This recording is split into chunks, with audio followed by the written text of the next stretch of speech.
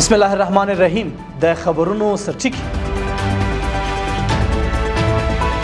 د قرقیزستان د اقتصاد او سوداګرۍ وزیر سره د ریاست الوزرا ادارې مرستیال لیدنه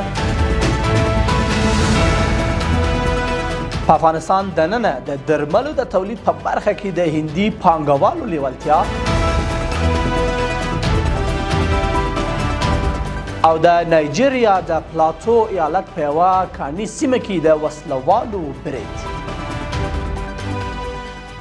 د لوی ستر او سپیڅلي خدای په نامه درنو لیدونکو سلام د نن ورځ خبرونو ته ښه راغلاست. نن پنجشنبې د روان کال د لندۍ 28مه نیټه ده. زه زلمی عزیزي یم. دا بشپړ خبرونه دی. د ریاست الوزرا ادارې مرستیال مولوي عبدالسلام حنفي د قرقیزستان د اقتصاد او سوداګرۍ وزیر بیکت صدیکوف په مشرۍ له لوړپوري پلاوي سره وکتل. په دې کتنه کې د قرقیزستان د اقتصاد او سوداګرۍ وزیر د خپل سفر موخه د دواړو هیوادونو ترمنځ د سوداګریزو او اقتصادي اړیکو فعالولو ښودلې او ویلي دي چې قزاق پانګوال افغانستان کې د سوداګرۍ او پانګونې غوښتونکي دي. قرقیزستاني پلاوي له افغانانو سره د انسان دوستانه مرستو د دوام ډاډ ورکړی او زیاته کړې ده چې هیواد یې چمتو دی چې د الکترونیکي حکومتولي د ارزښتناکو اسنادو چاپ د بانکي اړیکو رامنځته کولو او د الکترونیکي تادیو په برخه کې له اسلامي امارت سره همکاري وکړي. دغه راز دې کتنه کې د ریاست الوزرا ادارې مرستیال ویلي چې اسلامي امارت له قرقیزستان سره هر ډول همکاري ته چمتو دی او د ادارو د الکترونیکي کولو او د دواړو هیوادونو ترمنځ د بانکي چینلونو رامنځته کول یې اړین بللی دي. مولوي نورجلال جلالي د عامې روغتیا وزیر هند ته د خپل سفر پر مهال د دغه هیواد د درملو جوړولو فابریکو له مسؤلینو د صادرکوونکو شرکتونو او د دودیز طب له اتحادیو سره وکتل.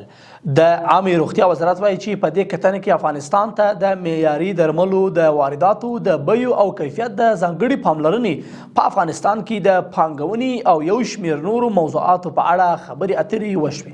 ښاغلي جلالي په دې لیدنه کې هندي پانګوال وهڅول چې د افغانستان دننه د درملو د تولید په برخه کې پانګونه وکړي. په ورته وخت کې هندي پانګوالو د عامې روغتیا وزیر ته ډاډ ورکړی چې دوی په افغانستان کې پانګونې او د طبي برخو په هر ډول همکاریو لپاره چمتو دي. بل خبر د کډوالو او رسنیدونکو چارو وزارت وایي چې په روانه اونۍ کې په ولایتونو کې پر 3103 بې ځایه شویو بیرته راستنه شویو معلولینو کوربه ټولنو او د طبي پیښو زیانمن شویو ته خوراکي او غیر خوراکي توکي مرستې ویشلې دي. یاد وزارت وایي چې دا مرستې په کابل، تخار، ننګرهار، ارزګان، میدان وردګ، فراه او لغمان ولایتونو کې ویشلې دي. او وروستی خبر د نایجیریا د پلاتو ایالت د اوتوسوی کلي په یوه کاني سیمه کې د وسلوالو په یوه ترسره شوي برید کې لږ تر لږه 12 تنه وژل شوي او 15 تنه نور ټپیان شوي دي. رویټرز خبري اژانس د نایجیریا د امنیتي چارواکو له قوله ویلي چې وسلوالو 3 تنه تښتولي هم دي او د برید په تړاو یې څېړنې پیل کړې دي. درنو قدرمنو لیدونکو له ملتیا مو مننه. تر بیا ښه وخت او ښې چارې.